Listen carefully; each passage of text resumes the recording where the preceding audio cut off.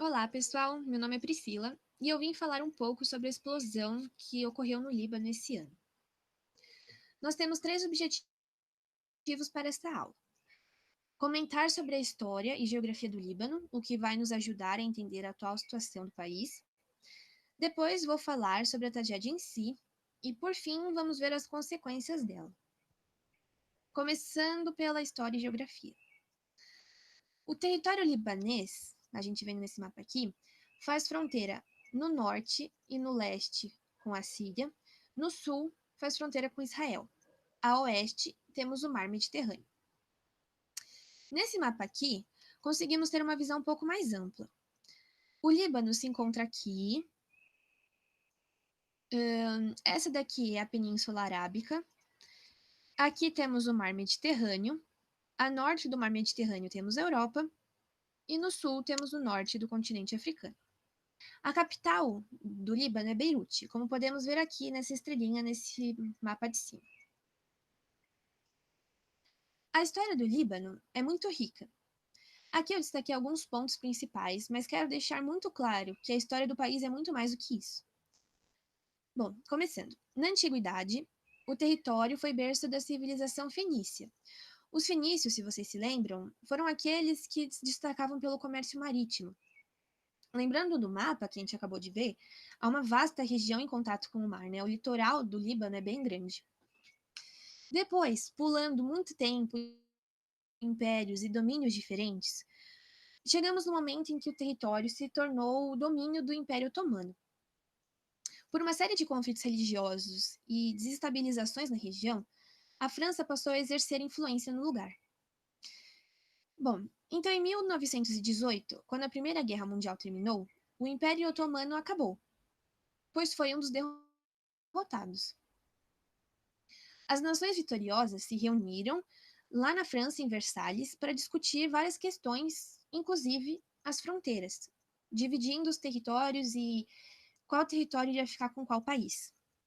Assim, foi estabelecido que o território libanês pertencia oficialmente aos franceses. Em 1926, esse território passa a ser considerado uma república, a República Libanesa. Na Segunda Guerra Mundial, vale a gente falar também que o território foi ocupado, teve intervenção de tropas francesas. Por fim, em 1943, teve a independência. Porém, nós vamos ver que a disputa pelo poder causou bastante turbulência. Após a independência, ocorreram coisas boas, como o crescimento da capital Beirute, o destaque em negócios de petróleo e em turismo.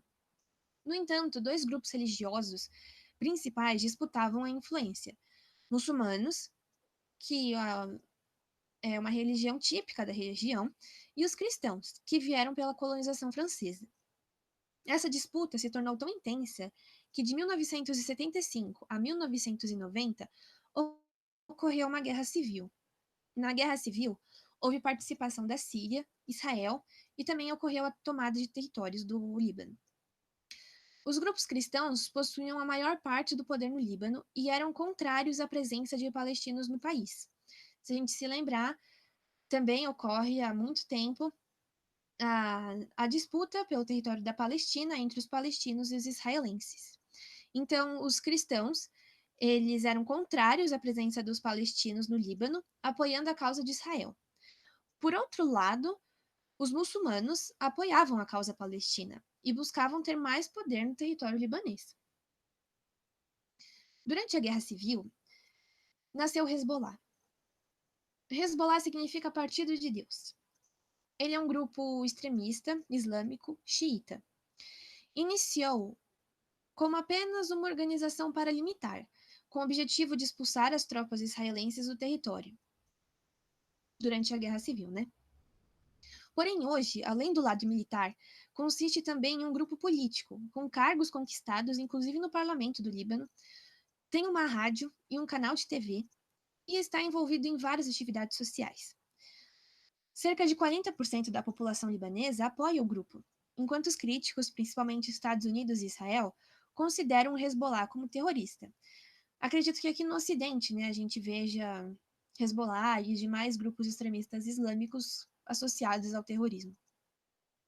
O principal motivo para essa visão é a constante troca de ataques entre forças israelitas e o Hezbollah. Mesmo após a retirada das tropas de Israel do território libanês em 2000, o grupo continuou realizando ataques que resultaram na morte de milhares de cidadãos. Bom, atualmente a língua oficial é o árabe. O presidente da República é o Michel Aoun. Me desculpe se eu não souber pronunciar. A composição religiosa é 61,4% muçulmana e 32,2% cristã. Vale comentar aqui que o Líbano tem a maior porcentagem de cristãos no mundo árabe.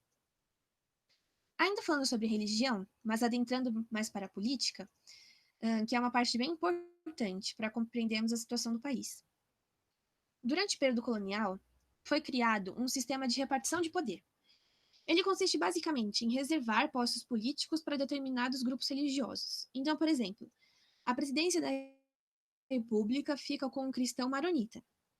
A presidência do Conselho de Ministros é para um muçulmano sunita e a presidência do parlamento para um muçulmano xiita. Os postos do parlamento também são divididos por meio dessas cotas religiosas.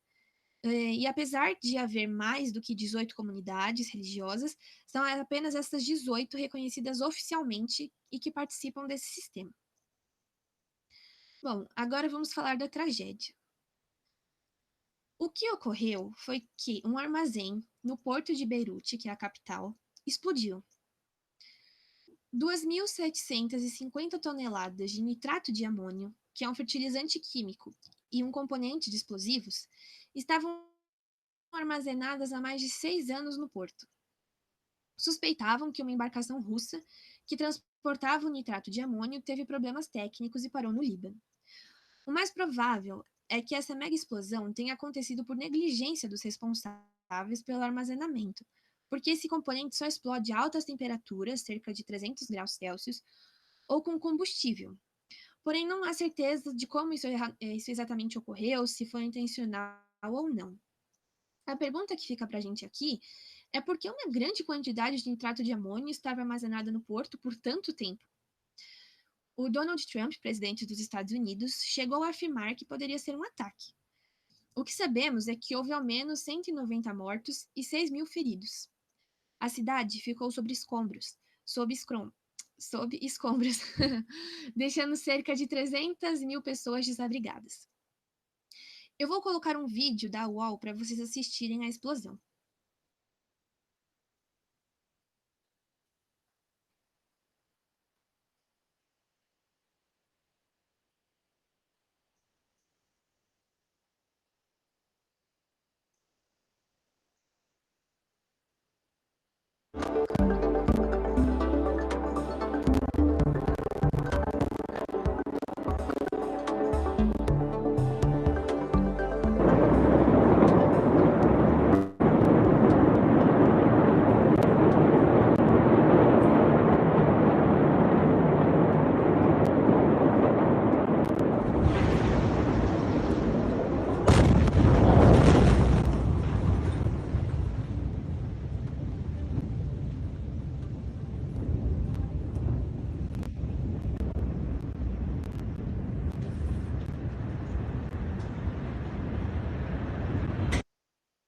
Impressionante, né?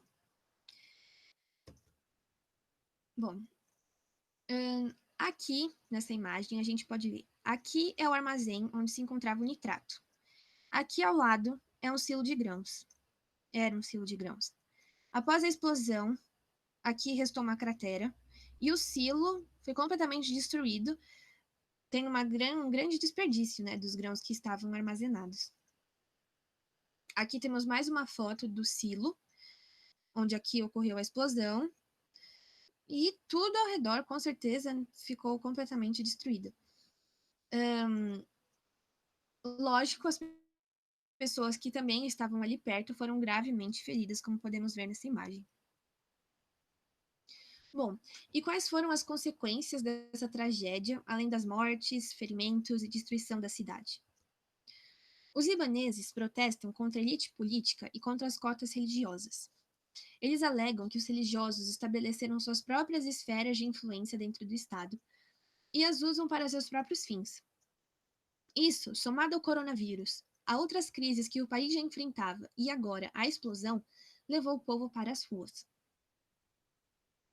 Enquanto os protestos aumentavam, vários ministros renunciaram, como a ministra da Informação. Até mesmo o primeiro-ministro renunciou no dia 10 de agosto. Ele afirmou que essa tragédia ocorreu por corrupção endêmica. É importante destacar que ele chegou ao cargo em outubro de 2019 devido a outros protestos. Com a saída mais uma vez de um primeiro-ministro, a instabilidade política do país aumenta cada vez mais. Era isso, pessoal. Muito obrigada pela atenção de vocês.